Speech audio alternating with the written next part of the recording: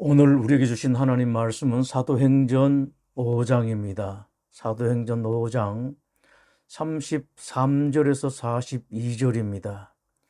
이제 이 성경 봉독할 때에 이 시간 여러분에게 주시는 하나님의 음성을 다 들을 수 있길 바랍니다.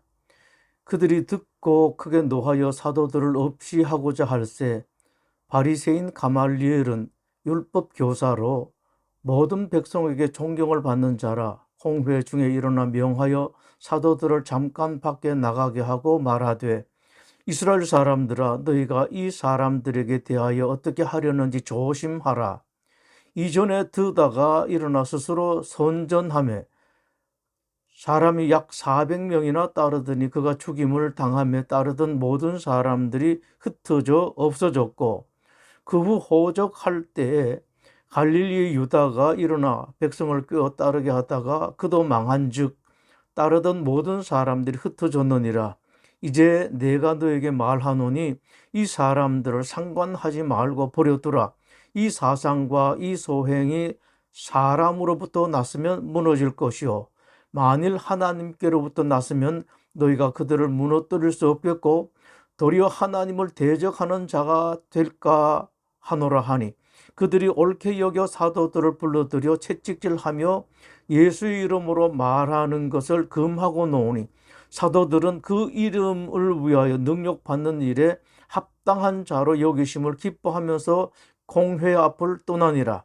그들이 날마다 성전에 있든지 집에 있든지 예수는 그리스도라고 가르치기와 전도하기를 그치지 아니하니라. 아멘.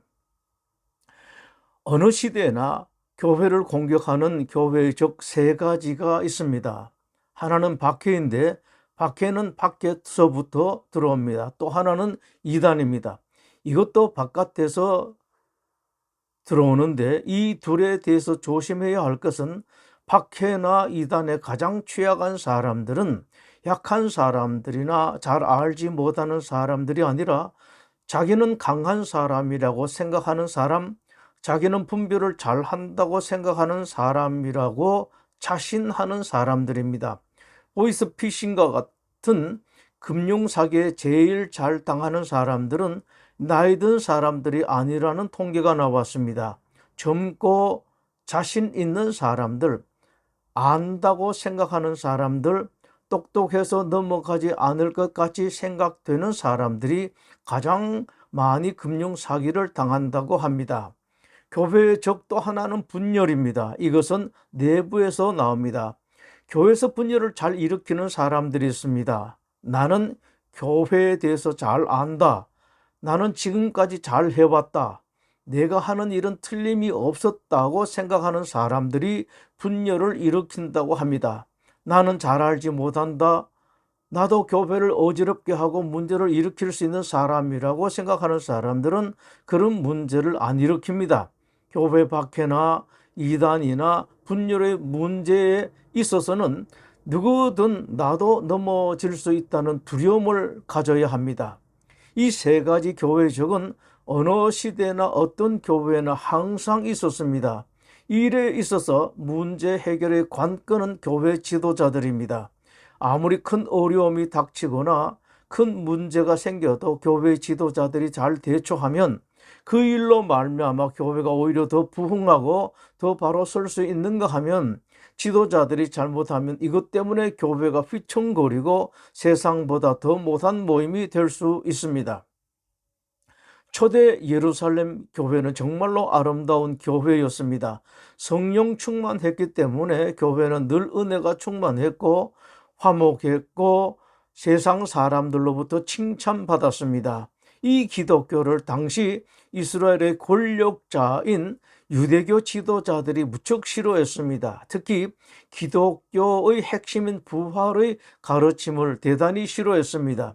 이것 때문에 세상 권력까지 장악하고 있던 유대교 지도자들은 사도들을 체포하고 이스라엘 최고 법정인 산헤드린에 회부했습니다. 판결이 났습니다.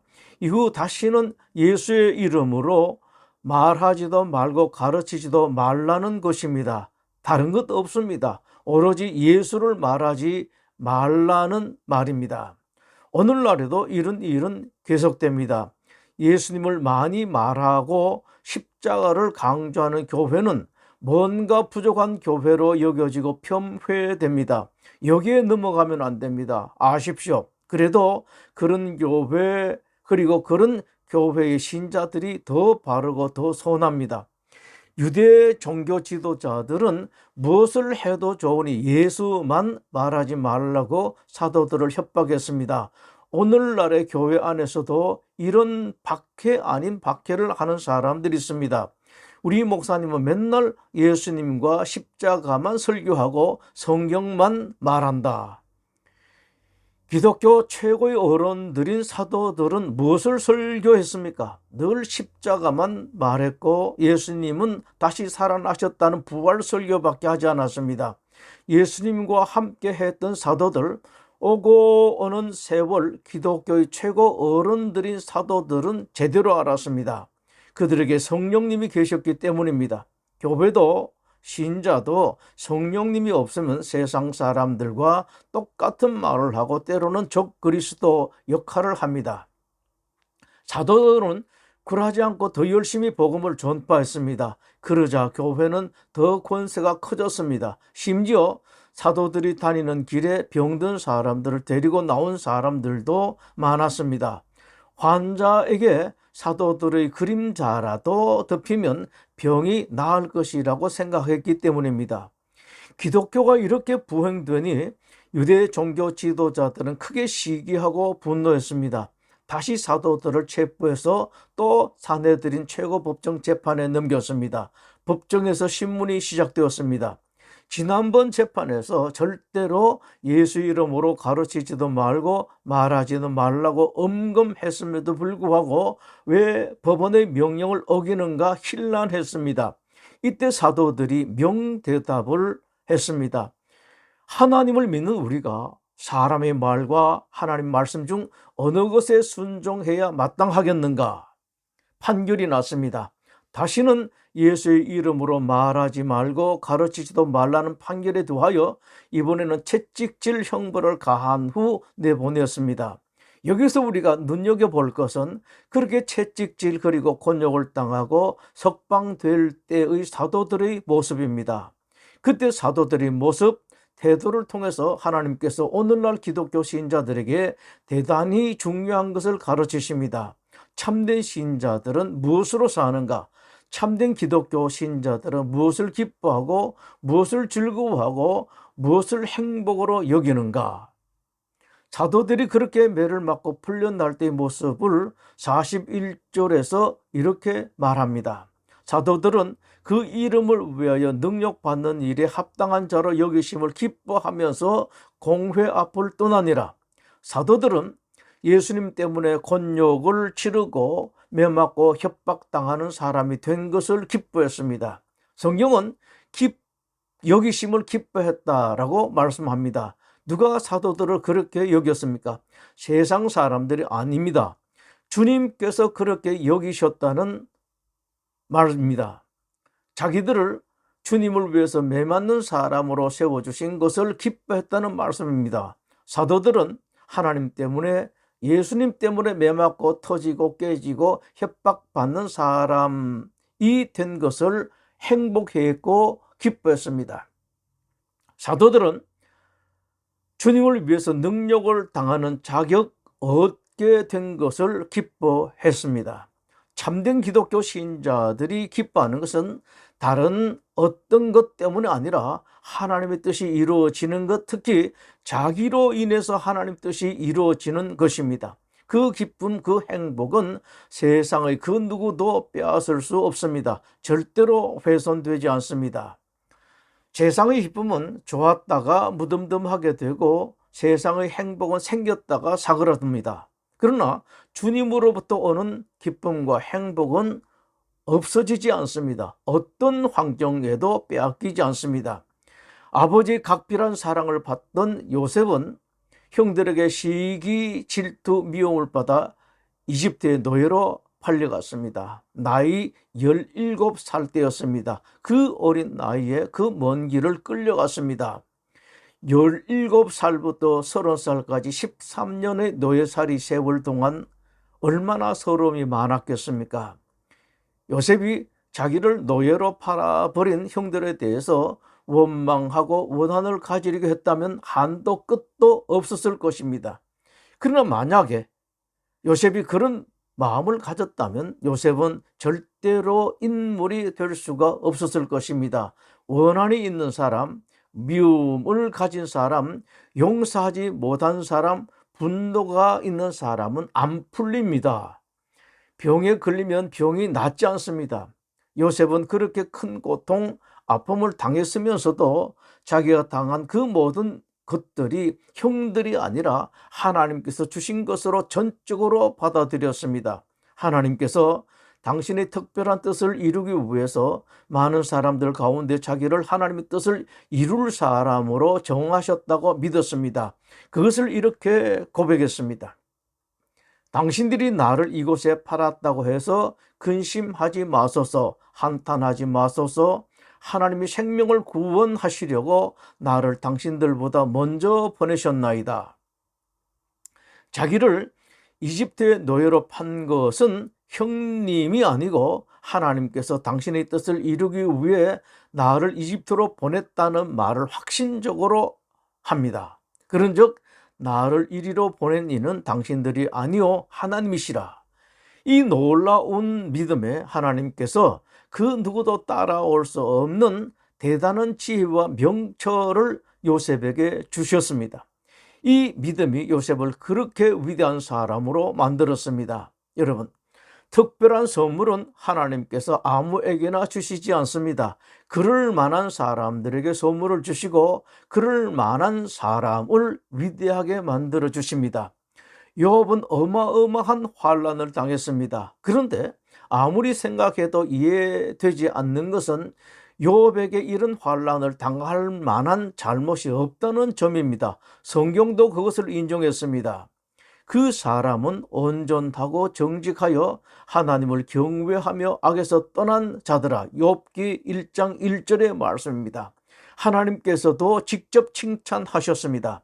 그와 같이 온전하고 정직하여 하나님을 경외하며 악에서 떠난 자는 세상에 없느니라. 욥은 아주 재산이 많은 사람이었습니다. 양이 7,000마리나 되고 낙타가 3,000마리, 소가 500마리나 되고 나귀가 500마리 되었습니다. 그 큰 재산이 눈 깜빡할 사이에 다 날아갔습니다. 거기다 사랑하던 자식들 하나 둘도 아니고 10이나 되는 자식을 한꺼번에 잃고 말았습니다. 욥은 하나님께서 자기에게 왜 그런 환난을 주셨는지 처음에는 이해가 되지 않았습니다만 나중에 어렴풋이 깨닫습니다. 욥이 말했습니다. 주께서 못하실 일이 없사오며 무슨 계획이든지 못 이루실 것이 없는 줄 아오니 무지한 말로 이 질을 가리는 자가 누구니까? 나는 깨닫지도 못한 말을 말하였고 스스로 알 수도 없고 헤아리기도 어려운 일을 말하였나이다. 하나님의 귀하고 귀한 뜻을 이루기 위해 저에게 환난을 주셨는데 저는 아무것도 모르고 이 말 저 말을 했습니다. 용서하여 주십시오. 이제 분명히 말씀드립니다. 저를 통해서 하나님의 고귀한 뜻이 이루어진다면 저는 그것으로 만족합니다. 라는 고백입니다. 바로 이것입니다. 참된 하나님의 사람들은 자기를 생각하지 않습니다. 하나님을 생각하고 하나님 뜻을 생각합니다. 그리고 그것으로 말미암아 기뻐하고 만족하고 행복해합니다. 여러분에게 묻습니다. 여러분은 지금 행복하십니까? 만족하십니까? 만약 지금 행복하지 못하다면, 만약 만족하지 못한다면 그 까닭이 무엇이라고 생각하십니까? 한 심리학자에 의하면 사람의 행복감을 얻는데 5가지 단계가 있다고 합니다. 이 5가지 단계는 계단처럼 하나씩 올라가는데 첫 번째 단계, 두 번째, 세 번째, 네 번째 단계에서도 나름의 만족은 얻을 수 있습니다만 완전한 만족은 얻을 수 없고 마지막 5번째 단계에 올라가서야 참된 만족이 있다고 말합니다. 첫 번째 단계는 생리욕구입니다. 식욕, 성욕, 잠자고 싶은 욕구 등 인간의 가장 기본적인 욕구입니다. 두 번째는 안전에 대한 욕구입니다. 안전하고 싶은 욕구, 나도 안전하고 내 사랑하는 가족들, 내 자식들도 안전한 것을 바라는 마음입니다. 세 번째는 소속감에 대한 욕구입니다. 집단의 한 구성원이 되기를 원하고 할 수만 있으면 더 특별한 사회의 구성원이 되고 싶어 합니다. 이 세 단계의 욕구가 충족되고 난 다음의 네 번째 단계는 인정을 받고 싶어 하는 욕구입니다. 다른 사람들이 나를 알아주기 바라는 마음입니다. 명품에 집착하는 일, 빚을 져가면서도 좋은 차를 사려고 하는 것도 다른 사람들이 자기를 알아주기 바라는 마음 때문입니다. 신자들 가운데서도 교회에서 자기 이름을 내고 싶어하고 얼굴을 드러내고 싶어하는 사람들에게 이런 면이 있습니다. 직분에 따른 봉사를 하고 책임을 지겠다는 것보다 직분을 가지는 그 자체를 소원하는 사람들에게 그런 욕구가 있습니다. 하나, 둘, 셋, 넷 단계의 욕구를 다 충족시켜서도 완전한 만족을 가질 수 없습니다. 다섯 번째 단계가 있기 때문입니다. 다섯 번째 단계는 자기 실현의 욕구입니다. 자기 실현의 욕구가 충족될 때 사람은 비로소 참된 만족과 행복을 얻을 수 있다고 합니다. 그런데 문제는 마지막 단계인 자기 실현의 욕구가 무엇인가 라는 것입니다. 의견이 분분합니다만 대체적으로 모아진 의견은 자기 사명 실현입니다. 구체적으로는 절대자의 요구를 충족시키는 것입니다. 즉 인간이 진정 만족하고 참된 행복을 얻는 것은 나의 목적, 나의 소원을 이룰 때가 아니라 하나님 뜻을 이룰 때에야 비로소 가능하다는 말입니다. 성경 속의 인물들이나 성경 밖의 수많은 위대한 인물들이 이 비밀을 알았습니다.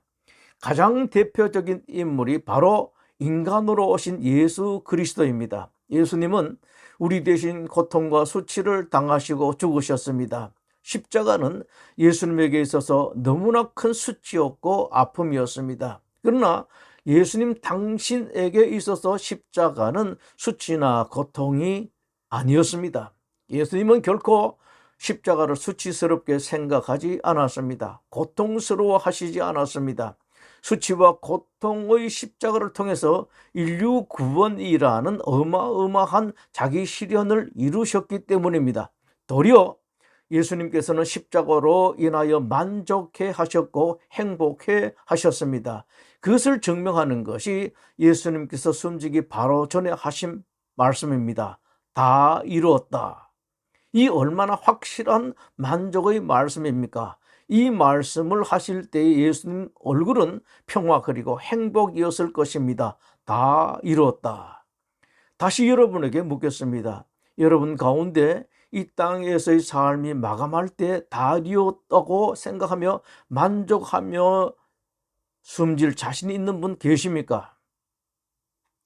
초대교회 사도들은 이 비밀을 알았습니다. 그렇기 때문에 감옥에 가고 채찍을 맞고 핍박을 당하고도 그것을 즐거워하고 기뻐했습니다. 사도들은 그것에 그치지 아니하고 더 적극적으로 나갔습니다.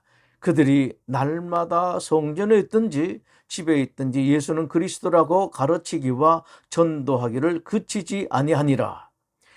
고통스럽게 채찍질을 당하고 무서운 경고를 받았음에도 불구하고 조금도 겁내거나 두려워하지 않고 더 열심히 전도를 하고 예수 그리스도를 가르쳤습니다.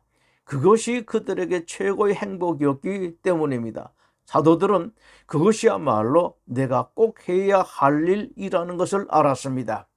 위대한 하나님의 종 바울 또한 이 비밀을 알았습니다. 바울이 선교하다가 이고니온이라는 곳에 갔습니다. 기독교를 거부하는 사람들이 멀리서부터 그곳까지 따라와서 바울을 죽이려고 했습니다. 이것을 알고 바울 일행이 더베와 루스드라라는 곳으로 피신을 했습니다. 루스드라에서의 선교는 상당히 성공적이었습니다. 그런데 바울을 죽이려고 이고니온 그리고 저 멀리 안디옥에서 쫓아온 사람들이 루스드라 사람들을 선동해서 기어코 돌로 쳐서 바울을 죽였습니다. 그들은 죽은 바울의 시체를 도시 바깥으로 끌어내서 버렸습니다. 그 후 기독교 신자들이 죽은 바울의 시체를 장사 지내려고 할 때에 기적이 나타났습니다. 바울이 살아난 것입니다. 그런데 더 놀라운 것은 죽었다가 다시 살아난 바울이 그 다음에 무엇을 했는가입니다. 성경은 이렇게 기록합니다. 바울이 일어나 그 성에 들어갔다가 이튿날 바나바와 함께 더베로 가서 복음을 그 성에서 전하여 많은 사람을 제자로 삼고 루스드라와 이고니온과 안디옥으로 돌아가서 더베, 루스드라, 이고니온, 안디옥 지역들은 전부 다 바울을 죽이려고 했던 사람들을 바울을 돌로 쳐 죽인 사람들이 사는 곳입니다. 왜 자기를 죽이려고 했던 사람들이 사는 곳으로 갔을까요? 이유는 단 하나입니다. 그들이 돌아가서 떠들어댈 것이 분명했습니다. 드디어 우리가 그 원수 같던 바울을 죽였다. 바울이 그렇게 전도하던 예수는 아무런 능력이 없다. 예수는 자기를 그렇게 전하던 제자 하나도 챙겨주지 못했다. 이렇게 되면 기독교 신자들의 믿음이 상당히 흔들릴 수 있을 것입니다. 바울이 이것을 걱정한 것입니다. 바울은 혹시라도 다시 그곳에 갔다가 진짜로 죽는 한이 있다 할지라도 나는 교회가 더 중요하고 하나님이 더 중요하고 예수님이 더 중요하다고 생각했기 때문에 그것으로 다시 간 것입니다. 그것이 바울에게 있어서 최고의 기쁨이었고 행복이었기 때문에 바울은 그것을 선택했습니다. 여러분, 진정한 만족을 얻고 싶지 않습니까? 흔들리지 않는 기쁨, 완전한 행복을 얻고 싶지 않습니까? 주님을 위해서 사십시오. 주님 뜻을 이루는 사람이 되십시오. 그러면 인생이 바뀝니다. 세상이 바뀝니다. 필요하다면 고난도 당하십시오. 예수님을 위해서 고난 당하시고 손해도 보십시오. 여러분이 당하는 고난의 1000배 손해보는 것의 만배로 하나님께서 갚아주실 것입니다. 만족으로 행복으로 참된 복으로 더해 주실 것입니다. 그때 누리는 기쁨, 만족, 행복은 절대로 세상에 빼앗을 수 없습니다. 기도하겠습니다.